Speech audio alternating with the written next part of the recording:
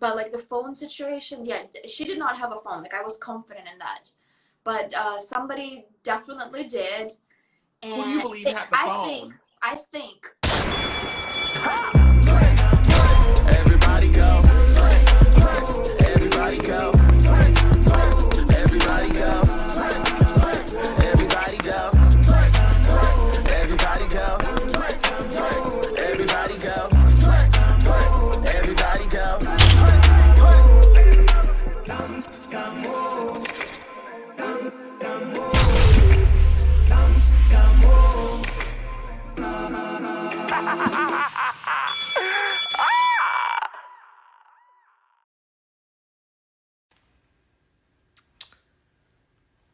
What's going on, everybody?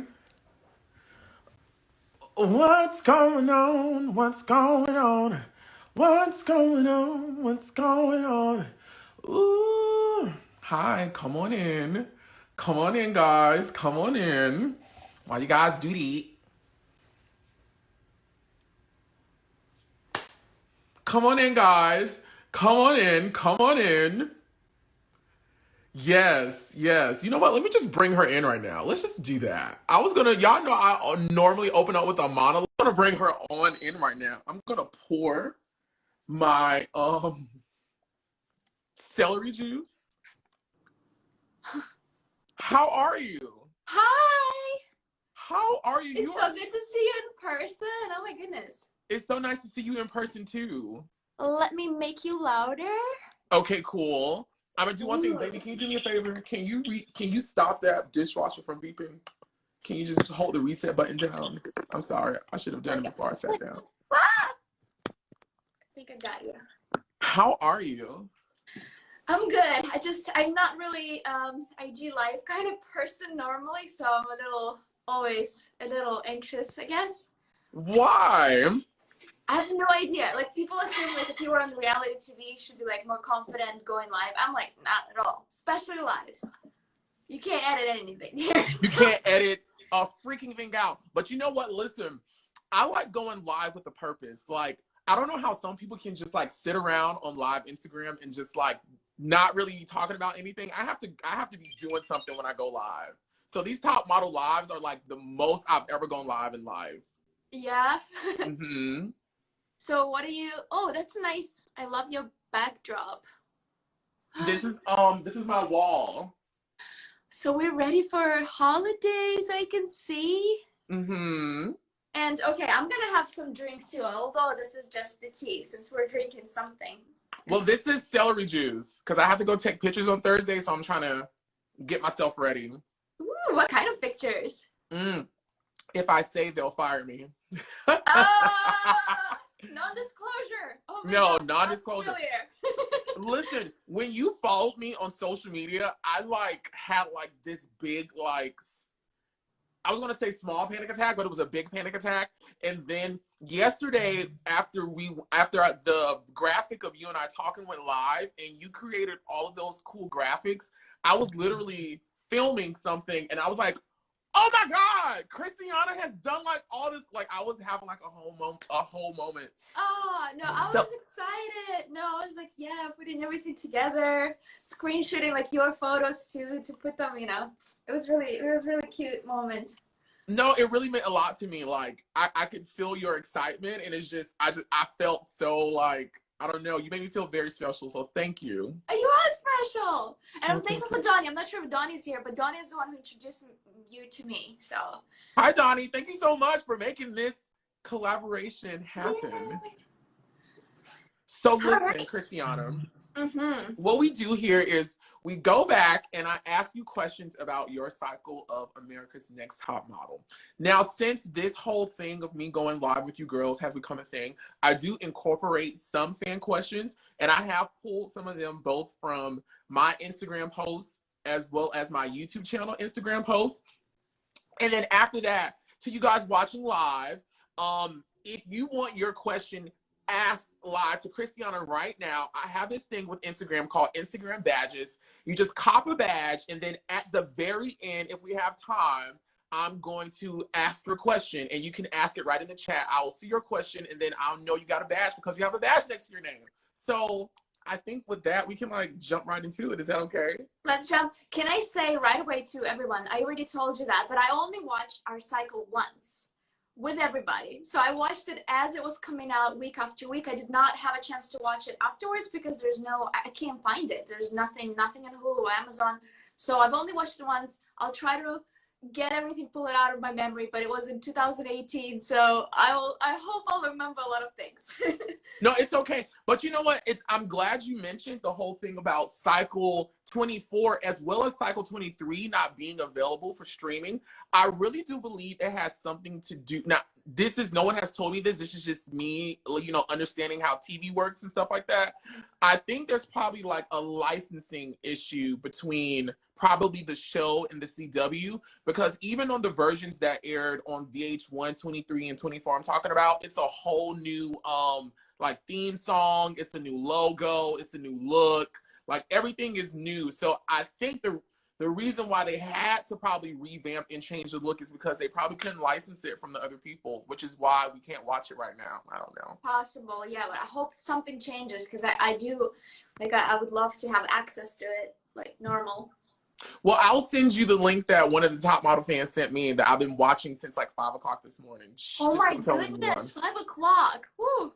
Yeah, I woke up at like 5 o'clock this morning and started watching it at like 5:25. So I'm all the way it's up. Fresh to you. Ah! No, yeah, it's very fresh to me. Did you watch the whole thing? What'd you say? Did you watch the whole thing? I stopped at the photo shoot in the desert. Uh-huh.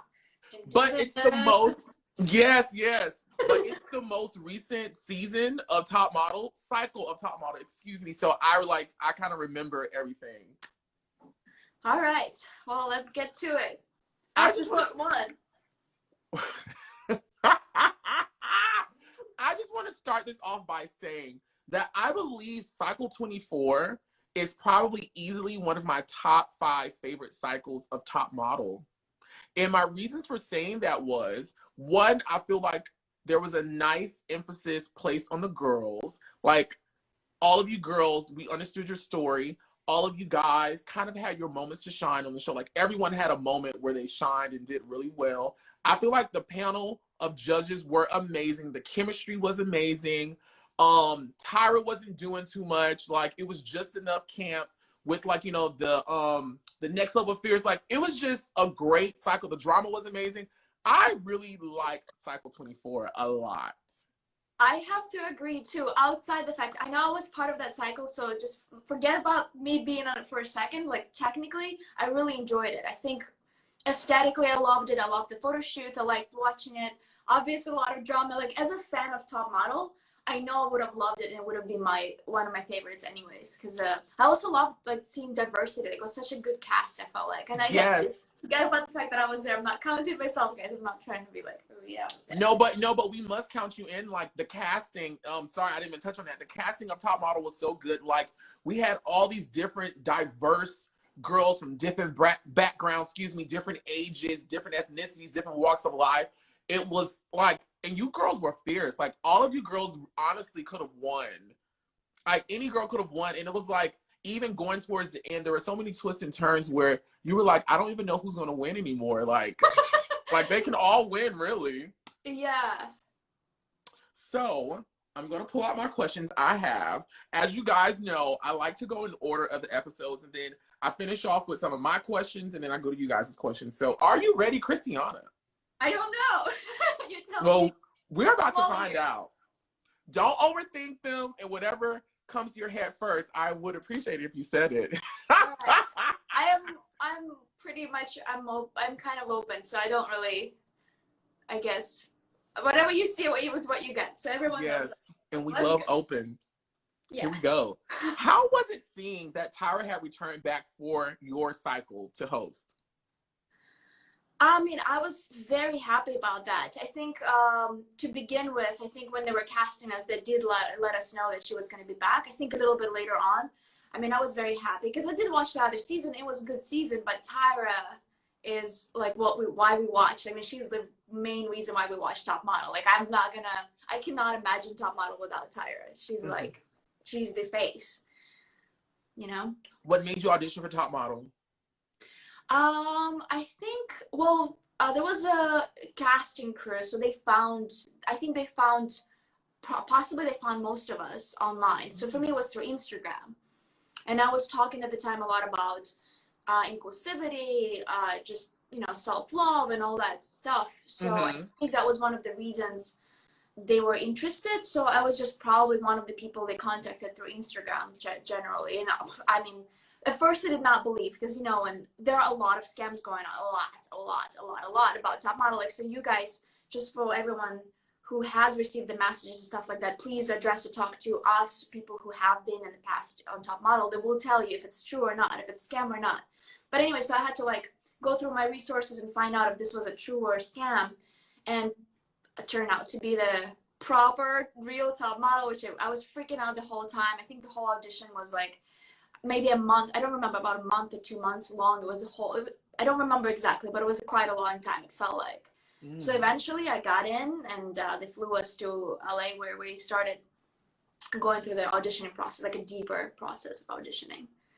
Now, correct me if I'm wrong, but I don't remember you guys getting, excuse me, the traditional stand-up for the judges during audition week, right? Like, you guys didn't have that for your cycle, correct? I know I just watched it, but I'm getting like a brain fart.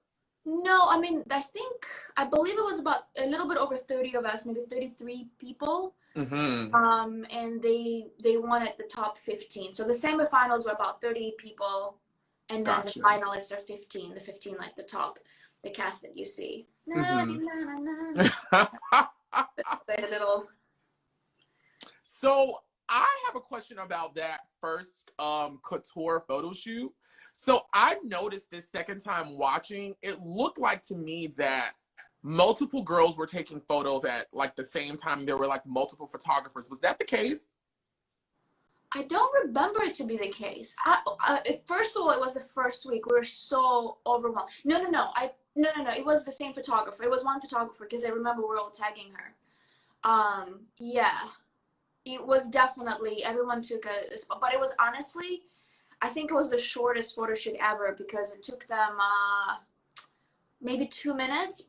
I actually don't know. For me, I know for me it was about a couple of minutes. You just get in. I got in. I remember I did like 2 poses, and it was it, because it was so many people, and they had to shoot so many people, and we had to like walk through that garden on our tall high heels at the time. It was just, it was very difficult. So they had to see everybody, and it was a fashion show on that same day. So like it seems like it was a long day, but the photo shoot was really short.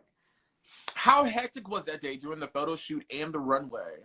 Very hectic. Every single day was hectic. There was only we had like 2 days off, but days off mainly were just at home. Maybe 1 day off, maybe 1 or 2. I don't remember. But overall, every single day was very hectic. Sometimes we had to get up so early, and we go to bed, since we have interviews, obviously, 1 a.m., 2 a.m., 3 a.m., it depends. And then we wake up at 6 a.m. again. Like, never past that. I don't remember waking up past that time. Yeah, it was pretty early every day. You are just the cutest little thing. What is it? You are just the cutest little thing. Oh, thank you. Oh my gosh. Thank you. You are just so cute. This is so cute to me. It's so funny to just recall and go back into the memories, because I feel like, you know, have you ever seen Sherlock Holmes, how he has like that palace of memories? So that's what I feel. I'm like in this Matrix, like, oh, the memory. It just, yeah, it was pretty insane. Yes. Okay. So my next question I have for you is, the next thing that catches my eye is Miss Liz is having like this early emotional breakdown, and she's crying in the hallway to you, and it cuts to your interview, and you're like, I don't even know why she's crying to me. But you know, you were there as like a comfort to her. Can you tell me what was going on in that moment that had Liz already unraveling slightly? I'm gonna just say my opinion, because like, again, I don't know exact full story. I'm just gonna say my personal opinion. Liz and I, like, we knew each other before the competition. Yeah, which is why, and we already knew we work each other's comfort in a way. It just, what we didn't know, that we were gonna be on that competition together. So we were genuinely both shocked when we saw each other in the top 30. So what I think, it's my personal opinion. So I think it was nerve-wracking in a sense because we were here. Both of us are kind of like similar size. We're like size 8 to 10 blonde models. We would just literally go, we would see each other on the same castings over and over and over again. We looked, so she used to be blonde, if you remember. So we would see each other all the time. So I think possibly there was it's my opinion, that possibly there was that pressure of like, oh my gosh, like, and sometimes, of course, like if I get booked, like, if somebody who looks exactly like me gets booked, I will always feel a little bit of like, ugh, like bummer, yeah, right? It's a normal thing. It's just, no, it's normal. Yeah, so I think that there might have been that little bit pressure where she thought that possibly it was going to be between two blondes because the cast is, so I guess Tyra wanted to do like a very diverse cast so that everyone did look so different. So maybe she saw me as like, oh, it's just going to be between her and I right now. So whoever's getting cut next, it's going to be, which wasn't the case. Obviously, we got a makeover and all that stuff. And again, we were friends. We knew each other. I adore Liz. Like, she's so fun. She's so cool. She's Liz. Like, to me, she's like a superstar, and she's doing so well in modeling. Again, that was just a misunderstanding. I don't remember exactly how it was interpreted on TV. I just remember it didn't look really good for her, and it made me look like I'm you know, whatever. But we were friends, so we're just listening to her. She was friends. It was just the thing that's happening. Gotcha. So both of you guys make it into the house, and then we have this moment where Erin, who was the eldest contestant of that cycle, and I believe the eldest contestant to ever compete, she thinks she's going home, and then Tyra comes up there, and it's like, as a matter of fact, you're staying, and you're going to be the 15th girl. What was your reaction seeing that take place above you at the door? It had to happen. Oh my goodness. It was amazing. It had to happen. Like, it's almost like I felt like I knew it was going to happen partially. I had a lot of like, I was a contestant there, but at the same time, I was also kind of having my own hopes and things because like my whole like, I guess I've always, not always, but like I've been advocating for different like diversity before that. So for me, like seeing, like I needed to see that, like, so it was something I think a lot of us maybe craved. I definitely craved, so I needed her to come up and take Erin, for sure. Like it was not a shock, put it that way. Like I almost like, yeah, of course it has to happen. Of course Erin has to compete. Like, duh. Yes. Like, why not? And Erin did an amazing job. Like, she did an amazing job. Oh my gosh, she's so hot. Like, she's so good. Like, oh my goodness, yeah. I was on her Instagram like a couple of months ago, and I didn't know she had a twin sister. And like her and her twin sister do like modeling classes and stuff like that. And it was so dope to see her standing next to her. It was really dope. I wonder why they never talked about that on the show. I don't know either. She did tell us about her sister. Like, I don't know. Who knows? I don't know. Yeah. Okay, so we're moving on to week 1 in the house. You won the first runway challenge of the show, and your prize was you had to walk in a fashion show. Don't look at me like you don't remember. I remember, yeah, the Baha'is, right? Baha'is. I don't remember which one was first and second, so I'm trying to, like, Baha'is was first. Okay. Because you won so many challenges. Look at her. Look at her. Look at her. I didn't get my prizes for all of them, for most of them. You said you did or you did not? Didn't, no. But okay. Did you get this runway challenge win? Like, did you walk in the Baha'is? No, I didn't walk for Baha'is, but we keep in touch, so we're just waiting. I think the Baha'is did not do any fashion shows after that, so we're in touch. So hopefully one of this year's, like, it's gonna happen. Like, we're like in the good communication. It's just gotcha. Some of the prizes are, I don't know if they're coming true. Some of them I know for sure at some point, hopefully. Which prizes haven't you seen come to pass yet? Well, I won that acting challenge, so I was supposed to be appearance in a movie. I didn't. I think, well, with Christian Coleman, I did walk. I was supposed to work New York Fashion Week, so obviously I did not do that, so I did his other show. It was still amazing. But technically, I did not get New York Fashion Week, which is like the New York Fashion Week. What else did I get? Which other prizes?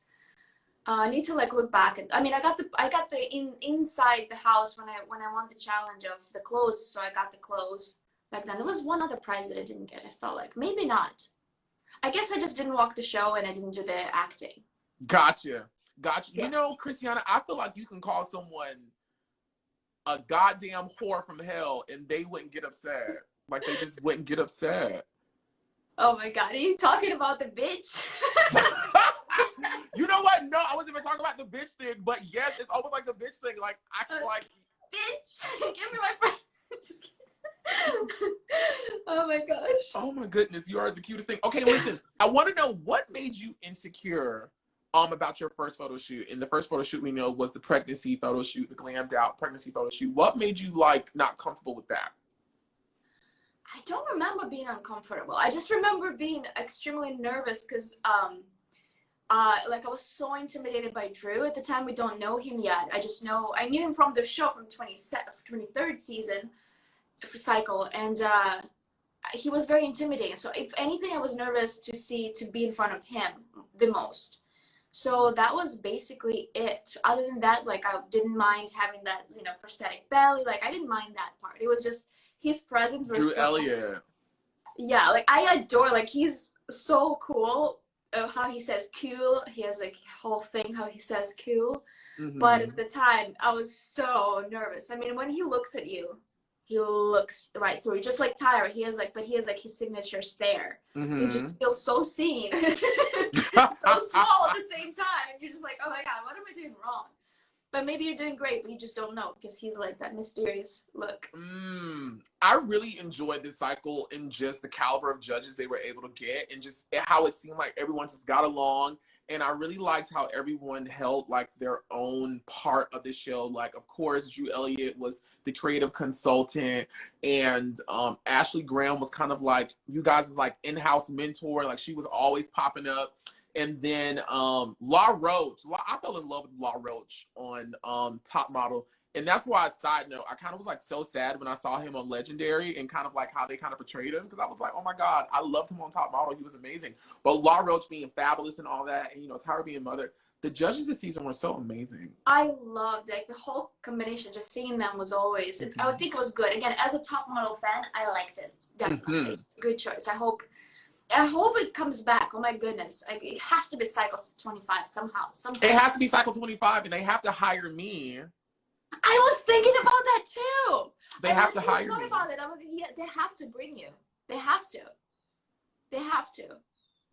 So, if anyone hears me, Ken Mock, we have a perfect member for you of ANTM. And you know what? I don't even want to be a judge because I don't know anything about modeling, but I can definitely be like a correspondent. I can definitely be like the person. I could be like the in-house little brother who comes and brings them the Tyra mail and the one who's like checking on the girls and like trying to motivate them at the photo shoots. We didn't have that this season. We didn't have anyone like that this season. It was just the judges and us, but we didn't have anyone like coming in, being our friend, and warning us. Yes, I could be a friend to the house. Listen, I don't want to compete because if I compete, everyone has already lost. So it would be unfair to make me a contestant. But I could be like, Tyra, hey girls, it's Tyra Mel. Wake up, it's Tyra Mel.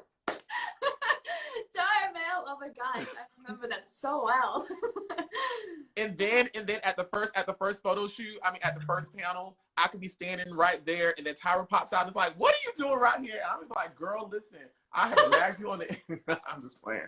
My brain is going, all right, let's get back to these questions. We need you there. Like, oh my gosh, that would be so good. I would love to see that. But again, like, I don't know. It seems like they're not doing cycle 25.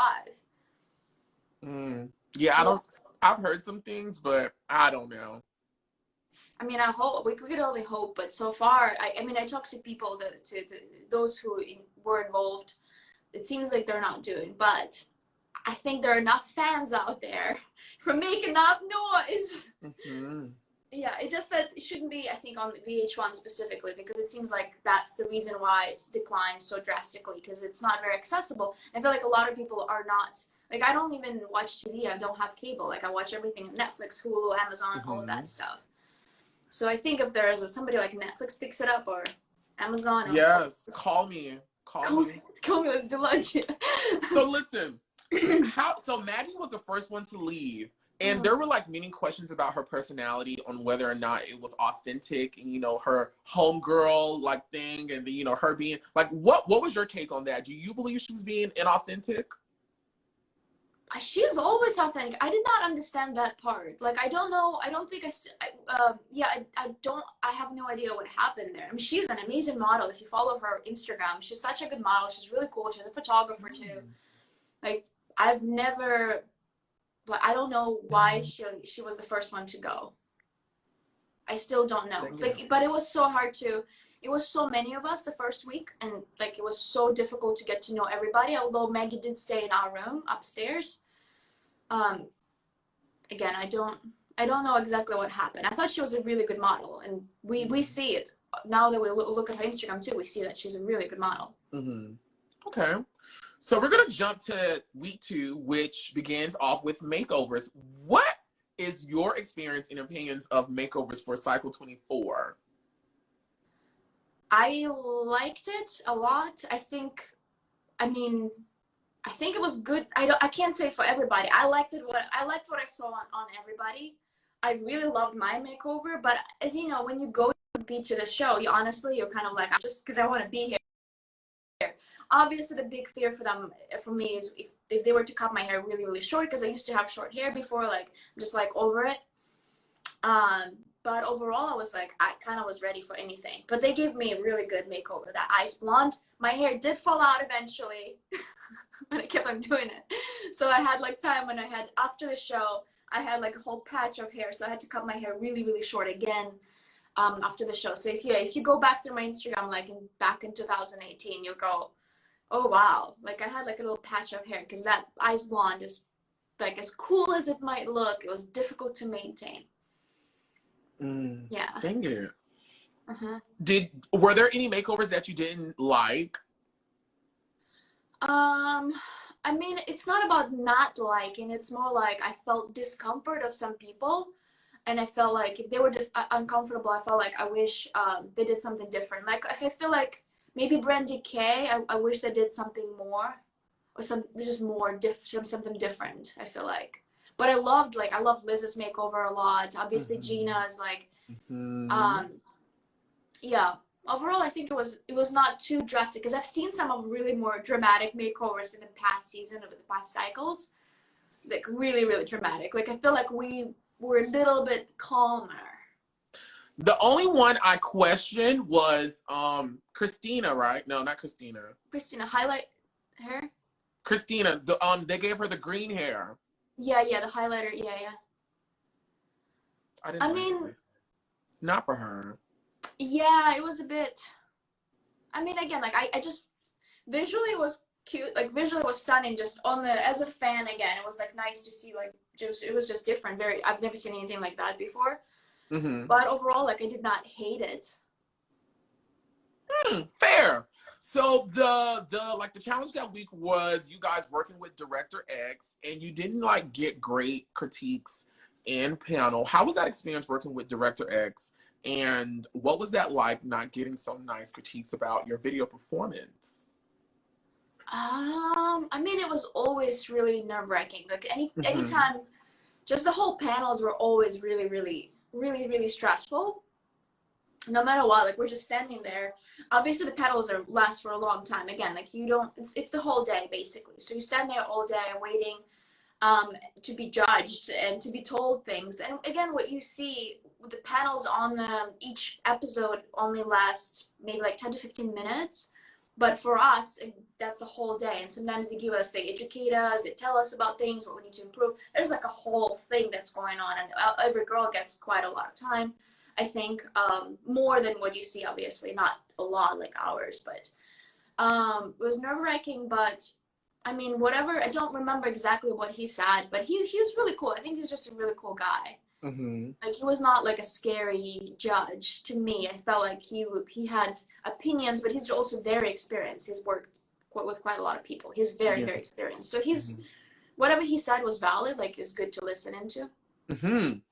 I have a question about this moment that happens backstage while the judges are deliberating, and it's between Brandy K and Liz, and they have this like blow up moment, and it ends with Liz saying something to the effect of something about Brandy K's family. And you know, by this time we all know that Brandy K had a very interesting past with her family. What led up to that blow up? Because we only saw like 10 seconds from it. What led up to that, and what was your opinions watching that take place?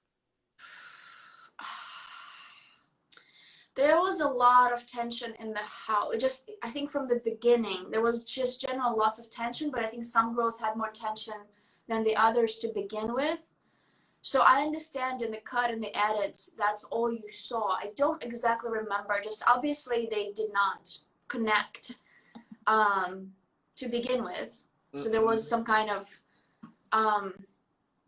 like it's just like a lot of us put it like I feel like a lot of us some of us in the house were kind of a little bit of misfits. So we naturally like, and I feel like I was the same, although I think I was portrayed as like the best friend, but I felt like I was a misfit a little bit along with other people in there. So I think that maybe there's some sort of like miscommunication, misconnection. I don't remember. I just remember the fights. There was a lot of them all the time. Like little bits of not like a blow up big fights. But it's kind of valid. I mean, we're very, very tired every single day. We're competing for a big prize, but also $100,000, and we like it's a lot of money. It's just a lot at stake, and we don't see our family. So there's a lot of tension that I think a lot of people don't realize how honestly how anxious we were the whole entire time. So anything could have been blown out of proportion immediately.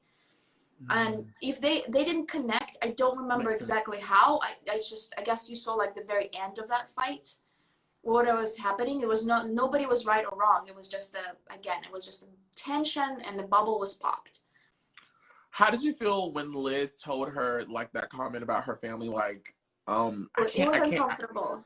Yeah, it was uncomfortable. Again, like, but it's hard to control what to say, I guess, in those moments. It was cringy. It was very very uncomfortable. Very uncomfortable. Again, but I know Liz, she would never say anything out of spite. It was just something that's built up because I understand her side too. It's just like, obviously it's hard to control everything you say, and when you have cameras at your face 24/7, it's just like at some point you just let go and you just go at it. Yeah. So I don't know, like I get it, but I mean it was uncomfortable, but no, I definitely understand that. Let's keep going and talking about Liz, because the next episode she has like this final emotional breakdown, and then that results in her having to sleep at a hotel, and then the next thing we know, Tyra is talking to her, and it's like, the result is that she goes home. What can you tell us more about like what Liz was upset about, and then like what that exit out of the house that night was like?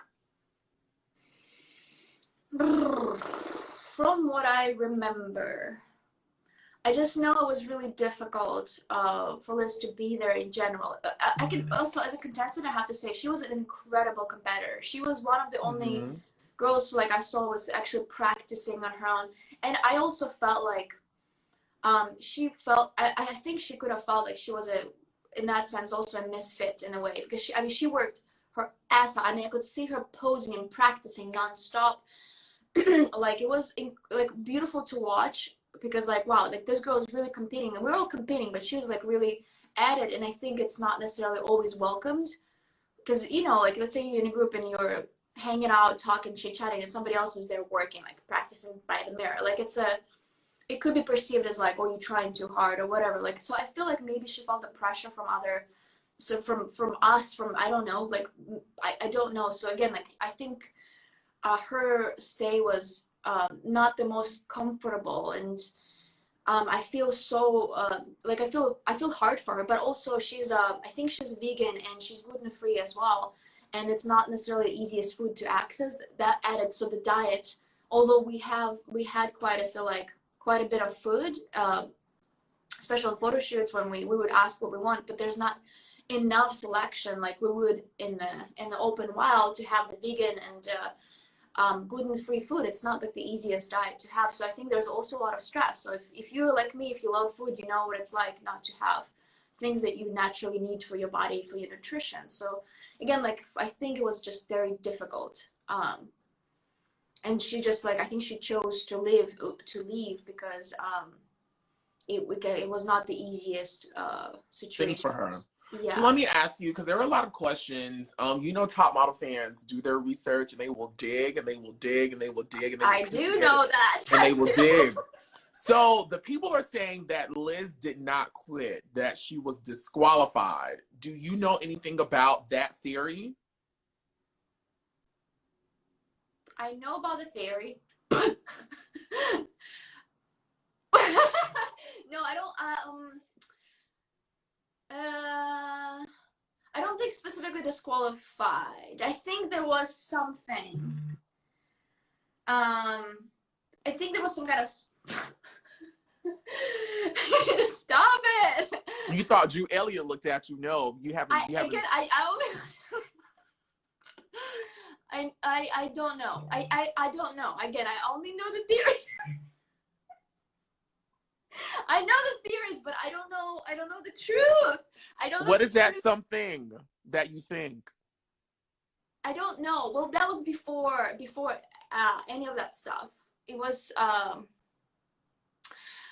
not, again, I don't know. I'm thinking with you at the same time, trying to remember what could have gotten her specifically disqualified. But not, because the whole phone situation was afterwards and all that, because I just watched, yeah, no, I don't know. I can't tell you. Honestly, I don't. I'm thinking through this because there was nothing, maybe disqualified because just she needed like more comfort for, it was very difficult. Like, again, you don't understand how difficult it was. I mean, you were the first night where 30 people were all in the same house. We were all sleeping in each other's like bodies, basically sharing that space. It was very difficult. It honestly was very difficult. Stop it. I just so enjoyed you wrestling just now. Stop it. You want the cutest little thing. Oh my God. I'm gonna have my tea. I don't know about you. I'm just gonna have Take my a tea break. Take a tea break, tea break. Khrystyana. Tea break. I have 2 teas. When I say 1, 2, and we're gonna drink both of them. They say 2 are better than 1. Because 2 is better than I want. See it. I wish there was 2 winners instead of 1. That's a good point. Okay. Episode 3, 4. Stop it! Oh my gosh. I'm sweating. Khrystyana, like, what was that something? I don't know. I don't know exactly. I have my assumptions, but I don't know. Like, I read a lot of Reddits too. Like, a lot of fans of Top Model don't know, but all of us, most of us probably did, because we did exchange stuff. So we did read a lot of, to the Reddit. So a lot of Top Model fans, a lot of people like guessing things, how things went down, and trying to read into things and picking things together. I was shocked at so much, like, because they did put a lot of stories together in the ways that I was like, wow, how did they? Everyone's like a psychiatrist basically. Whoever watches Top Model, they're like, they know everything. So sometimes they put things together that are really accurate. Sometimes it's just a little bit. Anyways. I'm going to leave you alone. All right. I'm going to leave you alone. Episode 4. Yes. So, you won that Pride runway. You sit your ass in that chair. Yes, sir. My hair. Hold on. Let's fix it up. This is a live interview, guys. Yo, okay, listen. So you won that Pride runway. What was it like, and how was it walking in that fashion show later? And you didn't walk in the fashion show later. Yeah. For Kristen Cohen? Mm-hmm. That was really cool because it was for Pride Week. So for us, it was, I was I was very excited. Just, I was blown away that, to me, like, every episode, what I felt like Tyra, who, like, people who put the show, the whole season, I guess, together, I felt like their vision was to give light. Every episode was given light to different issues, different topics and conversations that really needed to be heard, and especially from a Top Model's stance. So, like, even the motherhood was one of them, right? And everyone's stories were so compelling too. It's just, I feel like every episode was so could have been life-changing for a lot of people. So that episode was like vividly celebrating LGBTQIA community. It was just incredible to see that being, you know, highlighted on Top Model like that. No, I totally agree. I feel like I really enjoyed how this season they did so many things at one time. Like, and it was, I felt like I was watching Housewives, and I was watching CNN, and I was watching The View, and I was watching like so many things at one time, because they really did a great job at touching on so many issues. Like you said, motherhood. They touched on bullying. They touched on Everything. sexual abuse, domestic abuse, death. Like they touched on so many different things. Even some, like there was a girl earlier that got eliminated where she had like this body dysmorphic. She was having this body dysmorphic experience about herself, but talking about why she had that. About like it was really good. I felt like I was at summer camp almost. Like, it was incredible. Really, It was incredible. I talked to so many people who watch the show, and they feel, so many people feel genuinely very grateful, because like you feel like you're seen or heard, but also you can make changes in your life after watching that as well. Like I love her season. I'm not gonna stop saying that, although I understand a lot of things get a little wrong or out of hand in some ways, but as a Top Model fan, I'm cheering up as just I loved it so much. Now, the story of this season was so good, but I felt like sometimes it was just like so ironic. So I just found it so ironic. Liberty, who was like this Christian conservative Trump supporting woman, gets eliminated the same week that it's like Pride Week and you guys shoot with drag queens. Do you feel the same way? I just thought that was so ironic. Like, she went home this week. Yeah, I have an opinion on just eliminations too. I had it before, so if anyone wants to call me out on all that stuff, but I had it before. As I was on the show, I had also my own bets in my head, because again, I'm in the competition, but I'm also being a fan who's like calculating stuff, who's getting what, who's getting better outfit, who's getting sabotaged, who's gonna get eliminated because of what, who's gonna get picked on this week purposely, or who's gonna get better photo. Like, I've had my own, is again, while I'm in the whole thing, I'm also thinking out, like, to myself about all that kind of stuff. And I had that feeling for Liberty, because, like, again, her political stance, actually, I think we talked about it throughout, you know, weeks already. It just somehow that week, it was just suddenly a big conversation. I don't remember who started it, how we all start talking about it, but I just felt like she was definitely picked on for her political views, and she was instantly eliminated after that. So it was just like, but we did talk about it before. It wasn't news. Yeah, so that was really sad. And I just remember that she went through a lot of tough times, because people actually aggressively bullied her. She had death threats. She went through a lot of tough times after the whole thing. So it was disastrous. So we had to like defend her online, because it was just terrible.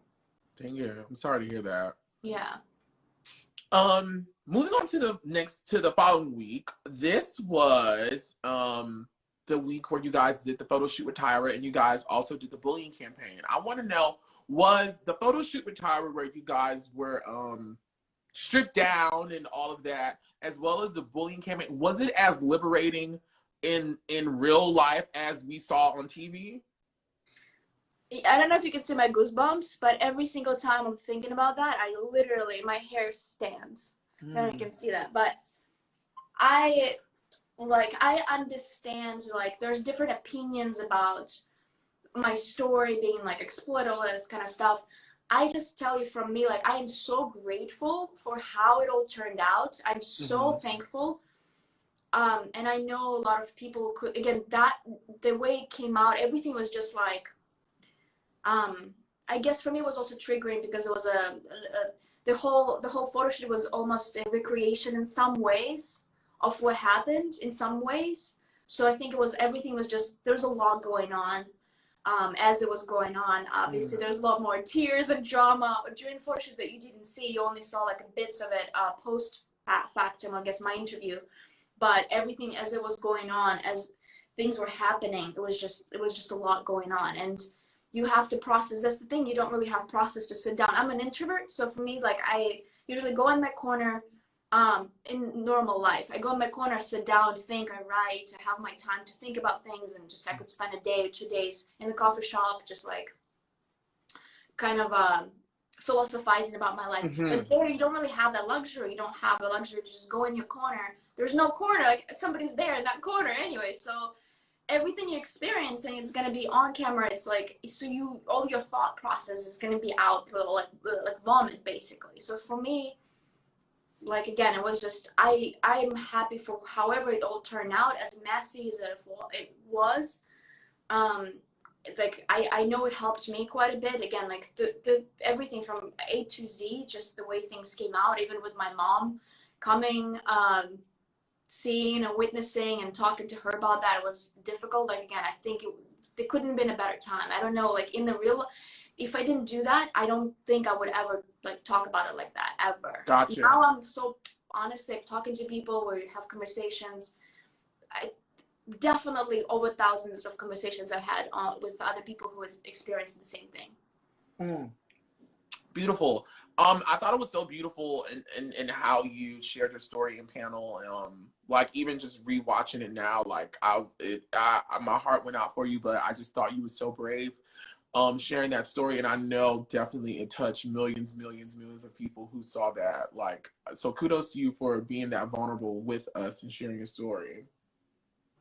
Thank you. Gosh, I'm still having goosebumps. Yeah, it's it was powerful. I'm so thankful. I wrote to Director X. I wrote like a DM after the whole after the episode came out. I was like, just thank you. I mean, I don't know if he really understands how much he did for me directing, because like this is the part that you haven't seen, is like the second day when we did the anti-bullying video. The situation was, we were in this massive kind of like a warehouse. It was massive, and it was all really dark. The only lights we had were lights that were on us, on the cast. So it was like 3 people at a time, each time. So when my turn came out, like, I wish, like, again, you'll never see that on camera, but how Director X approached the situation, how he truly directed it. He did not even know about my story. He had no clue. I don't think so. So it's all dark, massive hole, massive. So the light is bright on me. I don't see anyone. All I could hear is his voice. And that's what he said. Like, just, you only hear my voice. It felt, honestly, to me, it felt like hypnosis in a way. Maybe because, again, I was so vulnerable and so open to the experiences too. I was very, very giving to and trusting to the experience of top model. So his voice was like very calming and soothing. And he does not know what's going on in my head, but he's telling me, go to that person, go in your head. This is what you don't know, but he says, like, you're an adult person, come up, approach your child self. So I was there with like the kid version of me, and the situation was playing out, but me watching it from the outside. And then it was like quite a long time as he was walking me through the whole thing, and he's like, you see the light, and the lights were actually beaming as the whole production is happening. And then when he tells me to release, I've never screamed. Like, the roar that I had was, I felt it from the very tippy toes of, like, toes. It was coming out. I felt like a pus. I don't know if you've had, like, pimple when it's like, oh my gosh. Yeah. So it was just like, whoa, like, it was crazy. The amount of sort of like suppressed anger, suppressed anxieties, like all that I had. I released it. It was just so much. And I, like, again, I know it was probably scary to watch for people who were like shocking or weird. No, it wasn't. I don't know. No, it was amazing. For me, it was amazing just to watch people have human experiences and be vulnerable, and like just not being afraid to be ugly or being concerned with, you know, how they look, but just allowing the inner emotion and their experiences to speak. To me, it was beautiful. I enjoyed it. Like, and you were one of my favorite. Like, I could see what you just said, this release, I could see it release, like, through, like, yeah. It's like, that. It was like that, but it was a mess. It was just out. You're so funny. I pick up my face a lot, so I have vision. Well, I'm glad you're smiling. I'm so glad you're smiling because I wouldn't have known how to pivot out of that emotional moment. So I'm glad you're smiling. Listen, I want to ask you. So thank you for smiling and laughing. I own my story. Like now it's like I know how to own it at least. So now we can talk about it more openly. No, yeah. So I just want to get into something really messy right fast before it leaves my brain. So when I was watching, when I was watching, well, pop this for us. Listen. So I was watching Jeana's video, originally when it came out, right? You know, was with her in that moment, you know, whatever. But she speaks about. The video you sent me, the YouTube, right? Yeah, unfortunately, I only saw maybe 10 minutes of it, I think. Gotcha. Well, in her video, because I think it's like it's two parts. She talks about this moment where there's like this whole scandal about who has a phone in the house, and she talks about like production, like almost picking on her or trying to single her out for having the phone. What was going on in that house about the phone in Jeana? And you cannot back out of this one. I will not back out of this one. I was prepared for that because it's exactly the part that I actually did watch, and that's where I stopped and I went live with you. I still believe there was a phone. Somehow I still believe it, but it was definitely not Jeana. I know obviously you're not supposed to have a phone. Like you have, there are several things you abide to when you go into the house, when you go into. So we do believe, like, I mean, not we, sorry. I believe that there was a phone. I don't think it was fair to pick on Jeana. I actually have no idea why. I did not know they were pulling her aside. When I saw that, but there was so many of us at the time. Still, like, it was like we couldn't, like, you can't just watch everybody. I know like sometimes people were pulled aside, but for different reasons. Like sometimes the microphone check or something. We were like different little things or interview here and there. But I think she did feel like there was a little bit more of a specific attention on her, and not necessarily positive. I don't know. But like the phone situation, yeah, she did not have a phone. Like I was confident in that. But somebody definitely did. And who do you believe had the phone? I think. Who do you think had the phone? Because I didn't have it. We have reasons to believe. I don't know. Oh my gosh, this is so difficult. This is my opinion, guys. This is just my opinion. I'm gonna share just what I think. Okay? And we're gonna respect you and honor that. I don't understand if that's true. Maybe there was no phone. But I think, just under my personal calculation, on me, just guys, it's just me, in my opinion, I think, and I'm sorry, she might not like what I say, but it doesn't matter. I feel possibly, potentially, maybe. Girl, tell us! I think that Brandy K had it. Me, it's my opinion. Why do you believe Brandy K had the phone? Because I just knew you was going to tell me Shanice had it. Because I was like, Shanice looked like a girl who would be like, y'all rules. But Shanice was in our room. Like, our room was very, I don't know. It was a quiet room. We had it. Shanice was in our room. So I think the reason why Brandy K had it is because at some point, there were so many fights and so many different things going on, again, that you guys haven't seen. So I believe that she might have felt a little also isolated and she needed a comfort.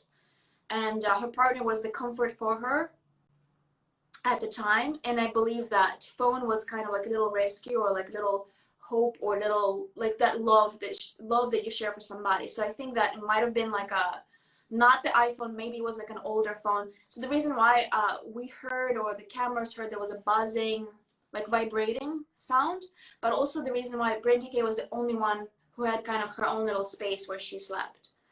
Because there was a little, like, I don't think you could actually see the layout of the house that easily, but there's like a little room with a couch, and she was always under the blanket, under the cover, which I feel like if I were to have a phone, I would definitely text under the blanket, personally. So I feel like a lot of things that, it's just my personal suspicion. Maybe there was no phone.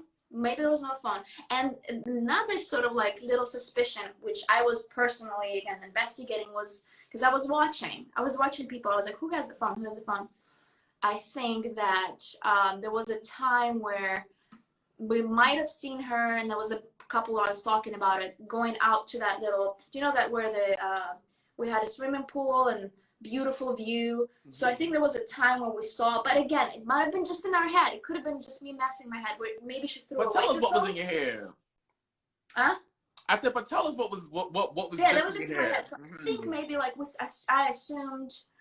I'm not gonna say we because obviously like I don't want to call anyone else who did that assume as well. But I think like I assumed that maybe she threw away the phone when we were like, when producers were calling us out about the phone, like the little box.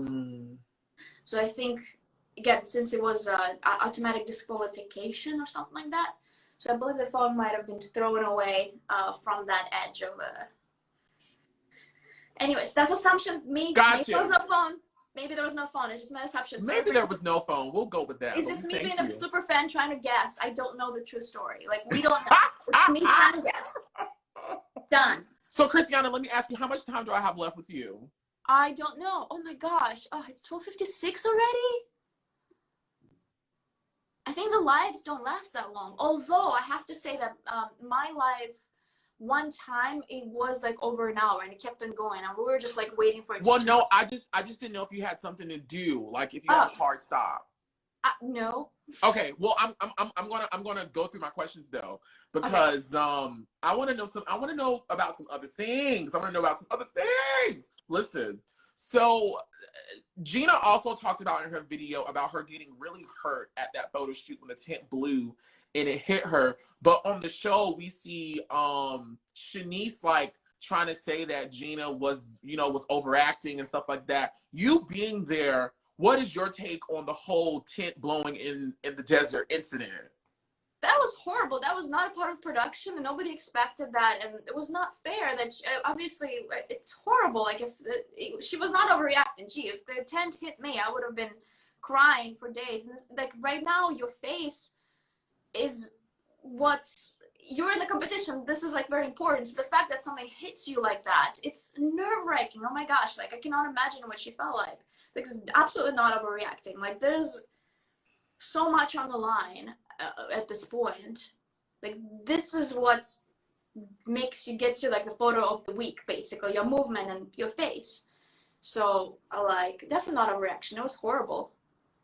What did you see about that situation in terms of like medical attention and her like getting treatment and stuff like that?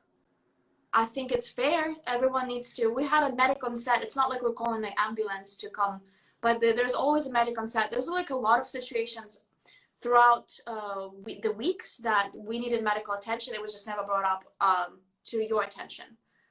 But this was not a first instance for other contestants. Like at some point, like some of us needed attention. It's just like I guess that's what they wanted to highlight that week. Mm-hmm.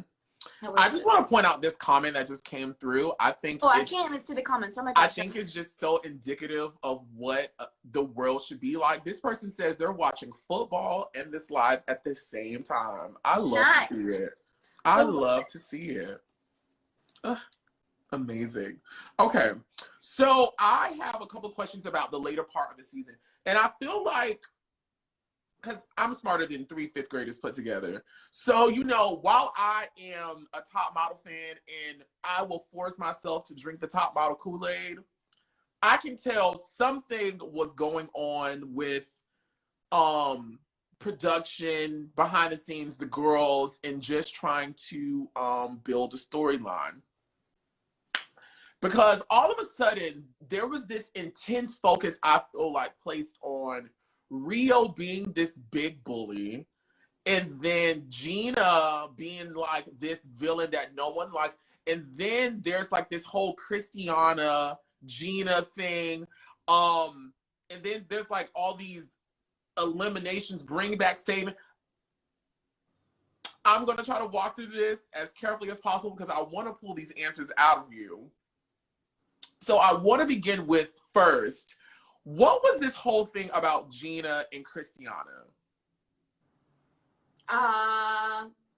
Define, or what do you mean by that? So yes, I'm actually so glad you said that because I'm going to go to a fan question who I think they did a great job at kind of explaining it and outlining it.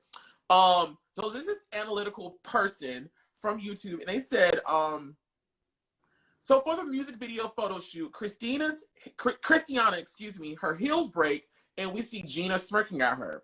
Jeana says that that they edited that to make her look like a bitch. She states that she was smirking at a totally different time, not when Khrystyana had the accident.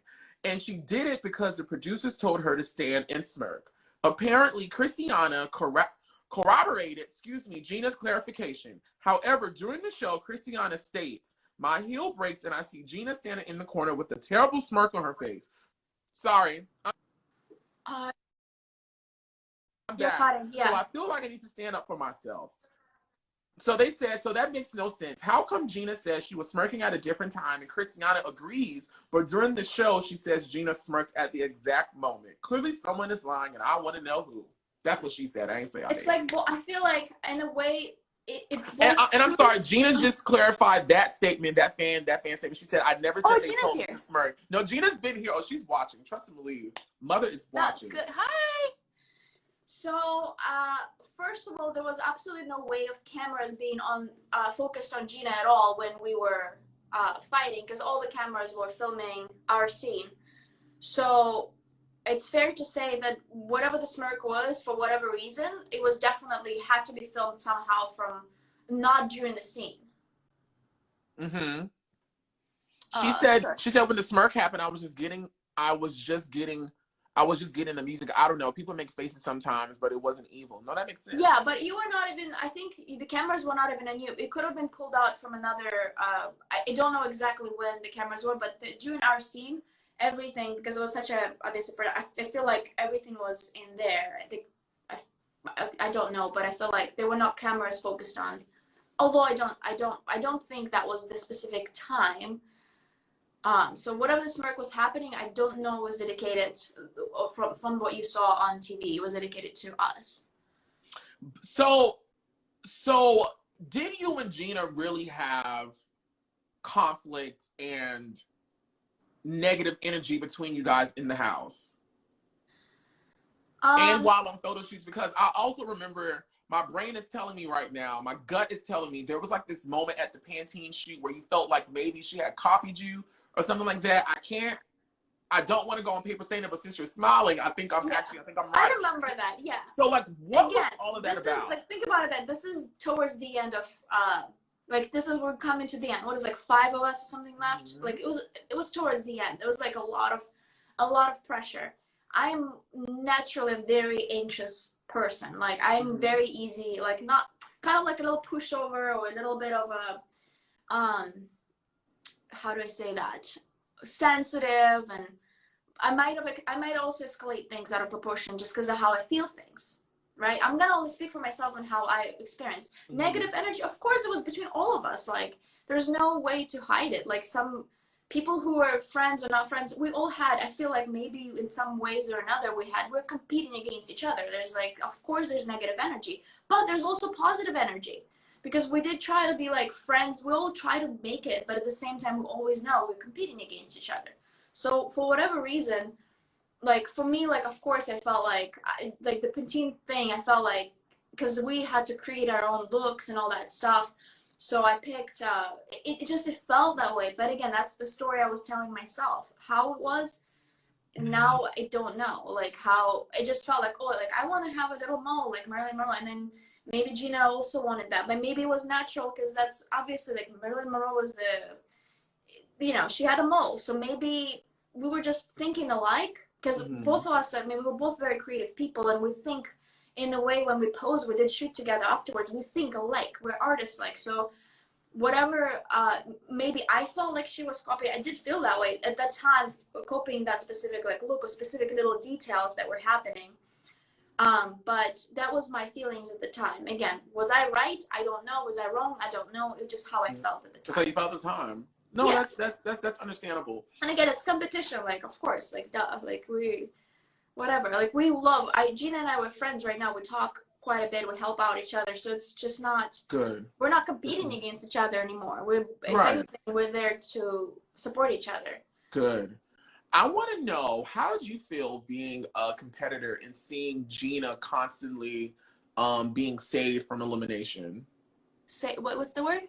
So Jeana got eliminated, right? And Uh-huh. then she got brought back. And then there was a photo shoot where not the photo shoot, but she was supposed to go home. But the guest judge that week, like, saved her. Philip, I believe his name was. How was that being a competitor and seeing that she kept being saved during the competition? It's How a did you honestly feel show. about that? It's a show, and it's a good show. Again, as a top model fan, like this is what I would want to see, and I saw that. So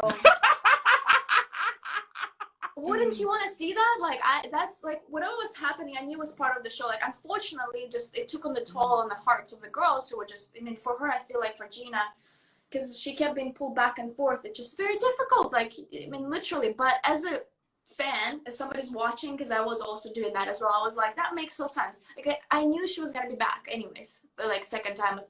Like second time. No, I'm trying to remember. But I kind of knew that because I was like, she cannot be eliminated. She's such a fantastic model. Like, it's just everything, her story, like everything, they would want her there. She was definitely for like priority. But again, like it's like you said, there were characters, they were building certain stories, so it made sense to keep certain people around and not be like, it just kind of like, because from the storyline I understand, from modeling obviously it didn't make a lot of sense because she's a fierce, amazing model, so not seeing her win, like it could be really, really frustrating for super fans. So like, again, I don't know, but for the show perspective, like I'm there for the drama as a fan. Like, I was there. So let me ask you this. As a person who, like, a compassionate person, I'm like, oh shit, this feels horrible. So like, I have like two voices in my head. I'm like, oh yeah, drama, yes. And then I'm like, oh gosh, this is so hurtful and uncomfortable. So yeah. I think, I think Jeana set a record. I think she set a record for any competitor ever in life on any reality competition show on the number of times she got eliminated one season. And I was like, why are you torturing this girl like this? Like, you guys eliminated her, brought her back, eliminated her, saved her, put her in the final two, and then told her, okay, girl, that's it. Yeah, I kind of wish that's that would be the overkill. comeback, a person who won, and it's just kind of a little bit annoying too. I wish when I was eliminated, I thought that maybe she would win because of how things were playing out, but it didn't happen the way. But also, okay, doesn't matter. Oh no, what was it? Tell me. This is my opinion as a fan again. No, yes, these are all opinions. This is just my opinion. I think from the very beginning of the whole contest, I kind of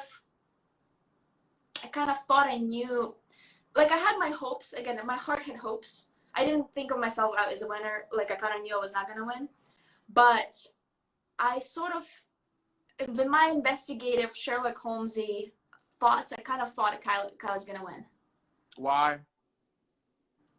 My opinion, guys, please don't judge me. But your opinion, we won't judge you. We will love you and kiss you for giving us your opinion. It was like very calculative way of just my calculations things, because I love how you said that. Can you say that again? Carefully, Khrystyana, can you say that again for me? Can you say calculations again? Calculative.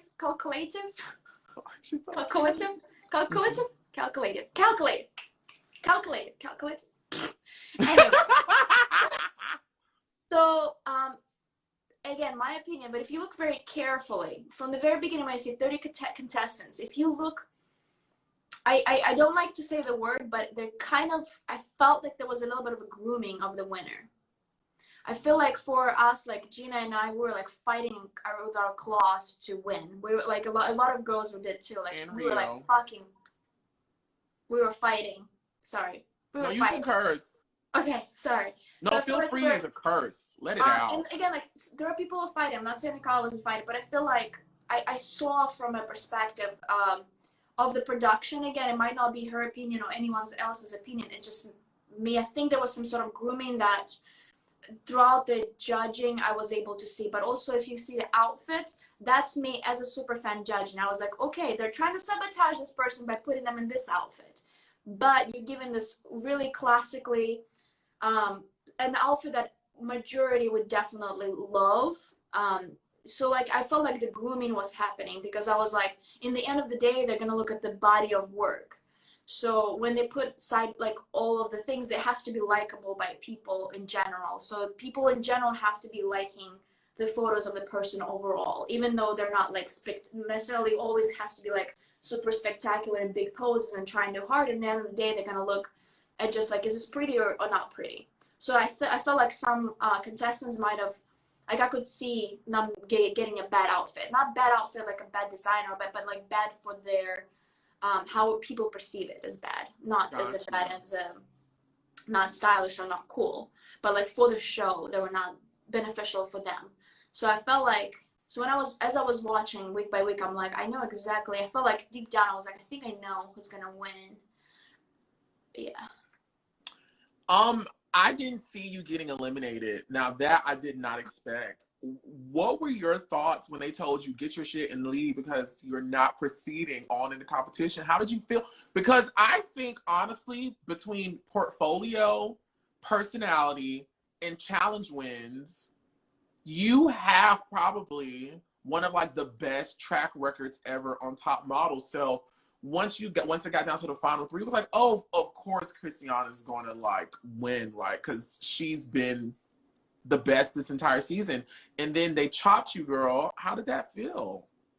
I didn't feel, I was happy to be top three. Like that's far. Again, foreigners, I don't believe I remember any foreigners or immigrants ever getting this far to begin. It's America's Next Top Model. It's not foreigners in America Next Top Model. Like in general, like I've never seen that. It's just, I didn't think I was gonna get that far to begin with. So I was like, I think I remember I was like, okay, like I didn't really, and it was also, I think the elimination happened many hours after the final show. So that was, I believe, like 3 o'clock in the morning or something like that. So we were just, I mean, if you see our faces, we're so tired. I'm like, I just want to sleep. Like, okay, just go sleep.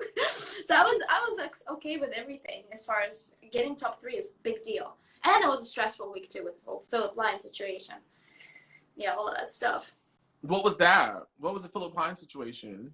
No, because I think he said some words to me that were like super triggering, and I was like, oh, like nah, because it was he does like the high fashion, all that stuff, and I think he's never worked with curve models before. So he kept like saying, and again, you only saw this much, but he kept saying throughout the time, like, oh, you keep jiggling, stop jiggling. I'm like, I can't stop jiggling. I have like fat on top of my muscles, like I cannot stop jiggling. Like I'm gonna walk, I'm gonna try to not move as much as I can, but it's just not gonna stop jiggling.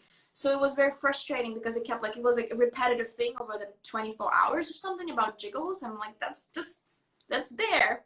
Me like my jiggles. You don't like my jiggles. We don't fit in this situation. I'm not gonna walk for your show probably because until you accept the jiggles. So right. So that was so I remember just being frustrated like the whole thing. What was the reason they told you you were not moving on? Like, what was your understanding of why you were not moving on? I don't remember there was explaining. I don't remember. I actually just don't remember. I only watched the show once again. I don't remember. I just remember it was really short and really fast. It was more like, the next contestant was not going, Khrystyana. And that was it. And I just like, thank you. And I left. There was no hugs because Tyra was separated from us. Usually, as a proper ANTM person who gets eliminated, you need to get that hug from Tyra. And we did not get the hug, so that was the only thing I got frustrated about, like for that little part. But I don't remember them saying anything. I just remember them saying that I was done and I left. That was it. So you never got your goodbye hug from Tyra, not even backstage? No, I don't think. Did I see her? I don't think I've seen her ever since. Did I? No, so. I don't think so. Yeah. You haven't seen Tyra since she told you you were eliminated? Yeah, I guess so. Oh my gosh, I just realized that. Yikes. We talked a little bit, well, like good. DMs, but not in person. Well, that's good. I mean, that's good to know that you guys have talked. Okay, so a lot of fan theories out there, especially on the Reddit pages, is that like you were cut because of something with Next Model with next model management and you being plus size and all of that. What's your understanding of that? I think I actually did have a meeting with them afterwards because they did want to see me. So I don't think specifically, I don't think the agency makes the calls. Bottom line, you do need to be like the model that could make the money, obviously. Like, I don't think I would be that sort of person because they do not have a plus division. They're only now, I think, expanding a little bit. So I think they now have a curvier girls. If I'm not mistaken, I think in New York, at least, I believe there's a couple at least curve models. So it's a theory. I read that. It could have been a little portion of the opinion, but I don't think it was that so much weight to that. Gotcha. To that thing. So again, it's part of it, but bottom line, there's so much more to the victory than just the agency's opinion. Like same way we're talking about Pantene per V things. Again, could have been this little, but not so much. Like Jeana could have easily modeled for Pantene, no problem. Gotcha. I have probably 3 more questions for you. So it's about to end soon. Okay, I have a question. And let me look at my notes to make sure that I am phrasing this the right way. What were some things you wished were shown on the show that got cut out? Oh gosh, a lot. Actually, sense of humor. So because the show was our cycle was so emotional. Again, you only saw this much of it for drama than what actually went down there. But what you didn't see is they portrayed me as very sweet and nice, but I know for sure I was a little bit weird, and I had my funny moments, really funny, genuinely funny, that I wanted to see because I was like, how is that gonna be shown? Because there's a lot of really, really funny moments, and I know for sure that I had my really sense of humor, pranks and cute things between all the girls. They never ever showed that, so I think I was not the funny girl at it, which I think part of me hoped for. So those are the things. There was a moment even with Jeana, I remember, and she was really funny as well. She had her wig once. That was the most hilarious thing. She put her wig inside out so that her face was covered. Have you ever seen The Ring? Yes. So do you remember the moment where The Ring, the girl comes out of TV?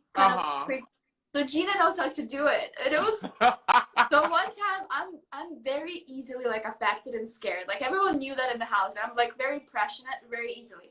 So one time Jeana comes in with Rio, I think other girls, they're watching.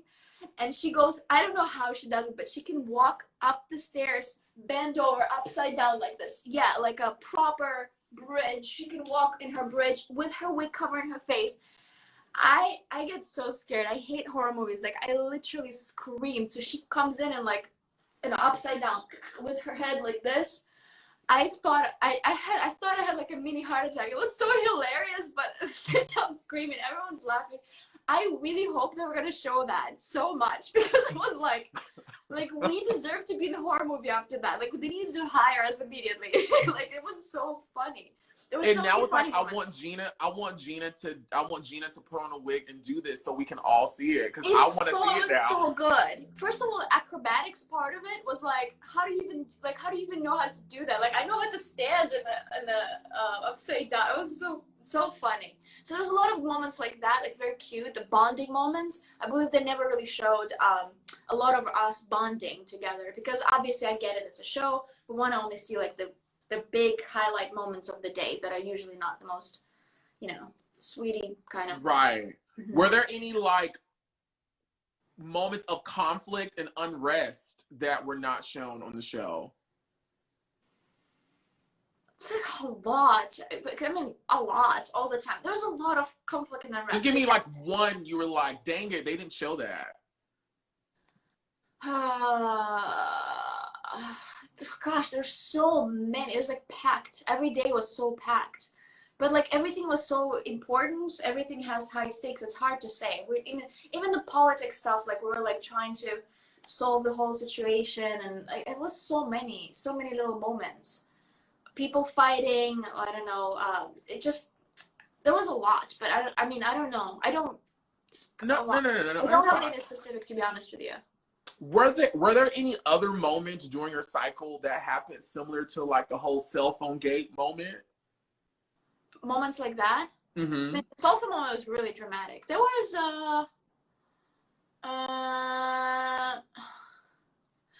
I just don't. Yeah, but not. I don't. No, no.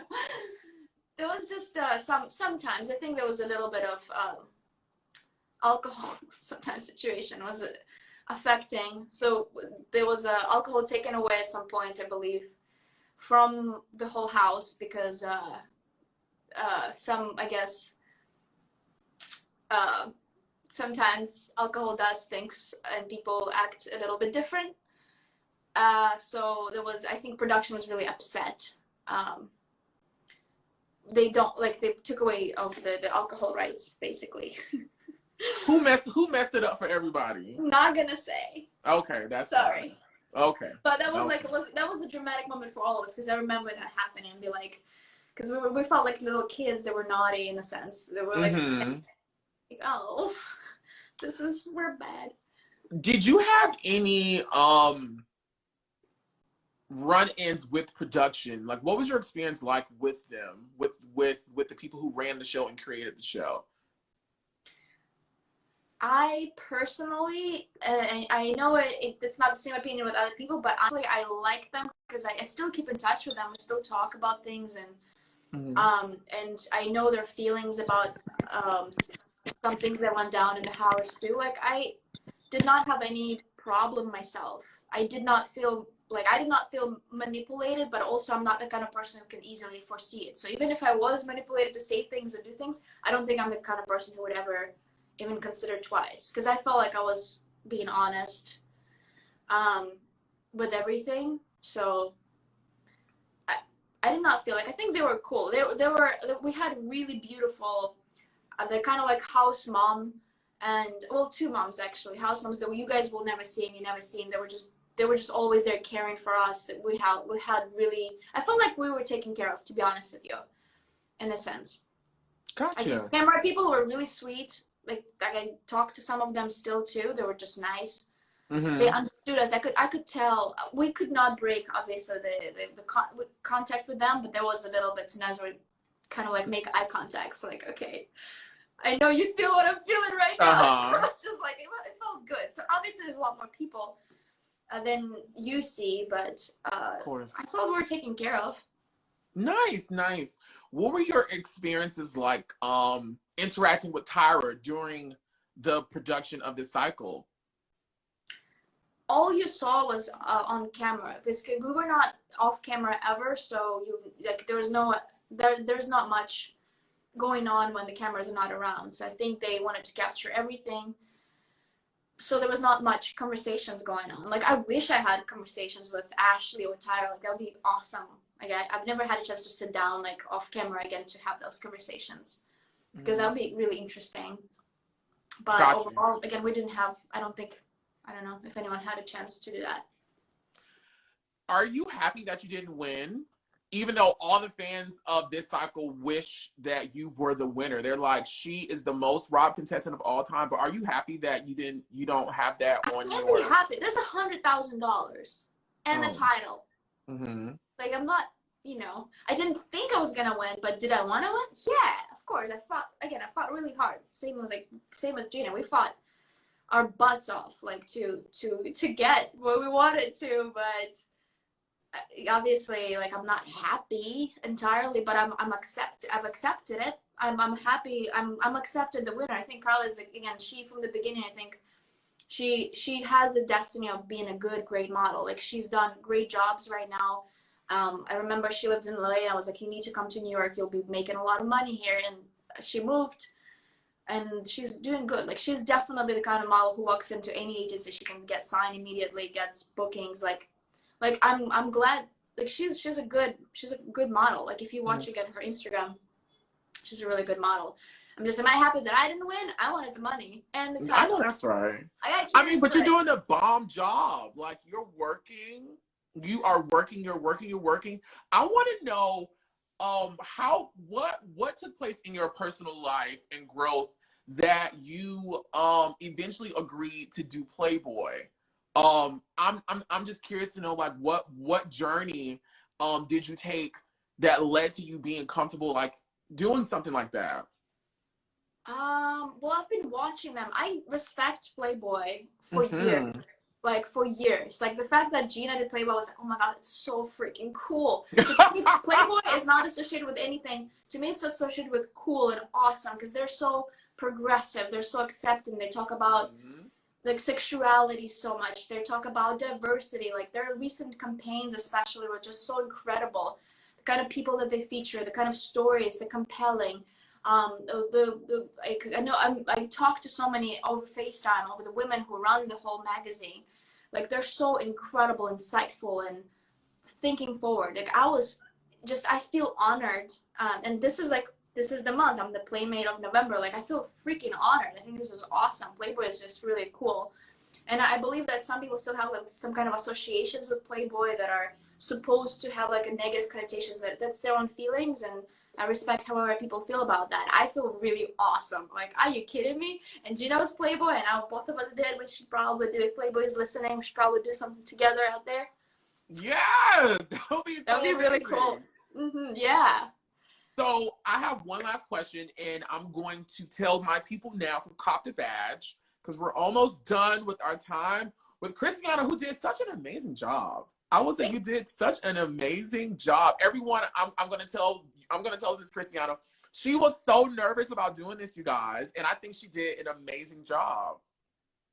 Thank you so much. I'm sorry, guys, I did not read the comments, because honestly, I don't really see very well without my, even with glasses, I actually don't see really well. So I need to, like, literally come, like, this close to the camera to read. No idea what's going on, who's talking to us, and things like that. So everyone who tuned in later, I'm only reading the questions to the people who copped a badge. So if you want to cop a badge, go ahead and cop a badge. If you already copped a badge, write your questions now as I ask Khrystyana my last question and she answers it. And once we're done, I will ask your questions live with her before I let her go. Listen, Khrystyana, if you were standing before Tyra Banks right now in 2020, what would you tell her? I would say thank you, but I think I already said it to her anyways, but I would say thank you in person. Because for me, the experience that I've received from me, not because of the edit, but just the entire experience was phenomenal, beyond my expectations, life-changing. I've grown a lot from the show. I'm thankful.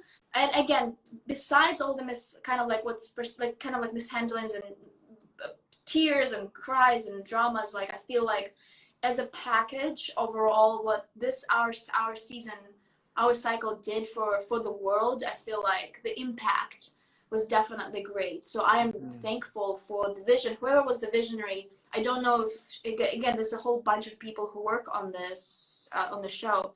So people who did work on the show, like, I'm just grateful for, like, doing what they're doing. I hope they do. This is what I would say. Tyra, bring it back. Bring the show back. Please do that, please. And hire Oliver somewhere and make him do something. Yeah, oh my gosh, and then bring us back too.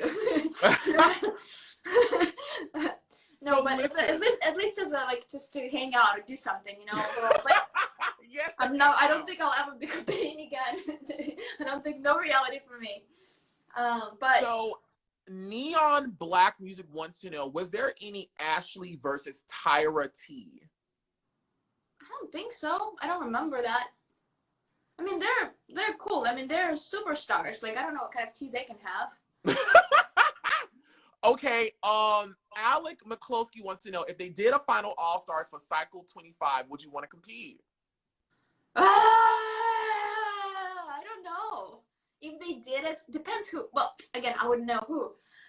I don't want to do any reality, but I would be tempted. So I would be, I don't know. I actually don't know the answer if I would. I'm contemplating the thought. If that was the case, I would just, I would want to know what are the conditions first. Like, part of me wants to say no, but part of me was like, is curious. Curious enough. Okay. Curious to know. It's just like half 50-50. What is your take on Shanice versus Liz? Any tea on that? I don't remember. I mean, I don't remember them hanging out ever, so yeah. What was it like to work with Eva, Cycle 3 winner, in that spider photo shoot you guys did? Eva Marcel. Oh, that was cool. I mean, she's beautiful. Just, yeah, that was really, really cool. It was a good comeback. Oh my gosh. That was really good. I like that. That whole week was pretty cool. Dope. Dope. Nigel too. Wow. I wish they brought, I wish they brought everyone else too. Like Miss J, Mr. J. Yeah, Miss J, Mr. J. I know Mr. J would not probably, but I was thinking Miss J at least.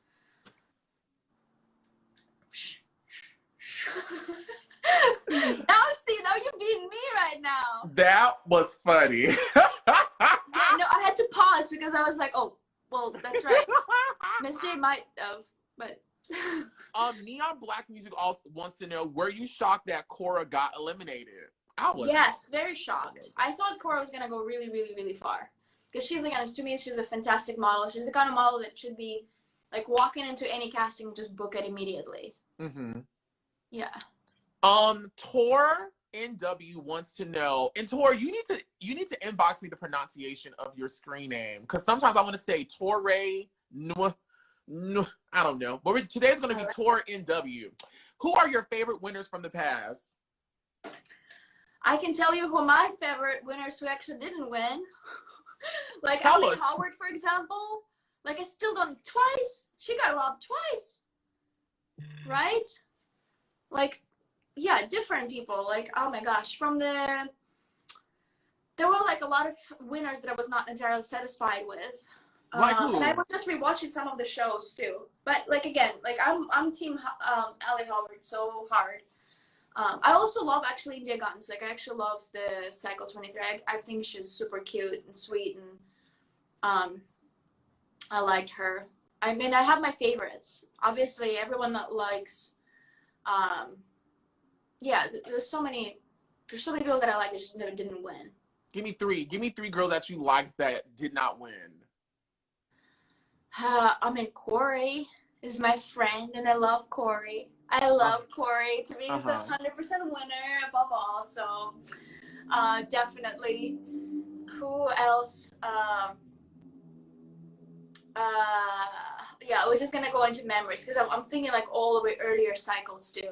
You said Corey, Allison, and just give me one more. Ooh, not this one.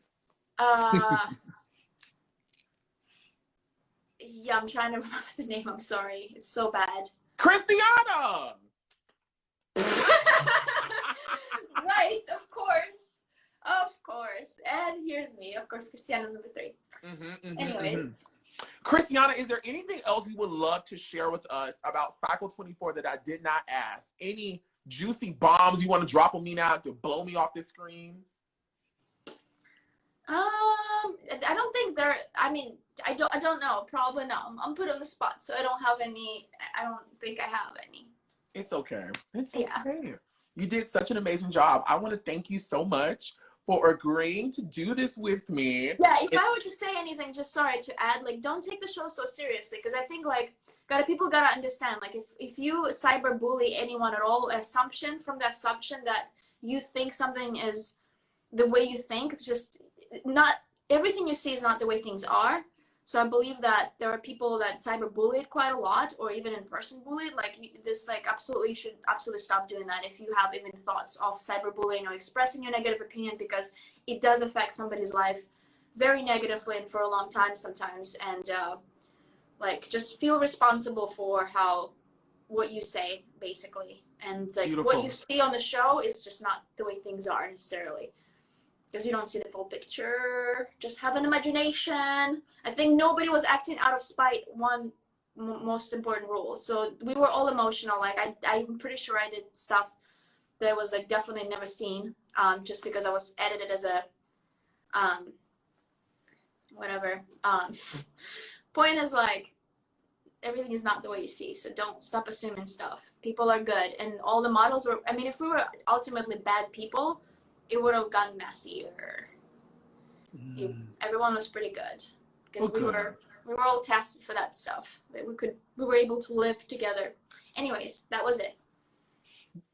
I just think you are the cutest little thing. You are so cute. And you need to go live on Instagram. You just have such a wonderful, just terminally happy personality. Like, it's so amazing. And It really is criminally amazing. anxious and happy at the same time. It's like, oh, it's like I'm happy. Like, yeah. But like I was saying, I want to thank you so much for agreeing to do this with me. I want to thank you so much for like the extra effort you put, you know, in making this moment special. It made me feel very special. It was very appreciated. I appreciated it so much. I'm gonna see if they can send me the clip of when I saw it, when I was like sitting there and I was just going through my phone. I'm gonna see if they can send it to me, and I'll send it to you so you can see my reaction. But yes, oh my God, thank you so much. Everyone, please send Khrystyana hugs, loves, and kisses and all those things as we wave goodbye to her. Oh, thank you guys for having me. Bye. Bye, Oliver. Bye. All right. That was fun. I forgot that the camera opens back up to like my full body. So it was like, well, girl, I could have been so like exposed, but I got on pants. Anyways, thank you guys so much for watching. This video will be up on my YouTube channel probably tonight. I have a meeting to go to, so I don't know, we'll see, but expect it tonight. If not tonight, it will be up tomorrow. I love you guys. Thank you guys so much. Let me shout out everyone who copped a badge. And I saw someone, I'm so sorry, I have to get used to not using certain colloquialisms. Cop a badge means buy a badge. So to everyone who got a badge during this live chat, Torre NW, Alec McCloskey, Jacquez, hey honey, Neon Black Music, and Randy Milan M2. Listen, guys, I think I have a chat tomorrow. I just have to confirm with her right fast. But as I always tell you guys, make sure you're following me on Instagram. You're subscribe to my YouTube channel. Because I always post who I'm talking to next. I thank you guys so much for following me on this journey and making this so amazing.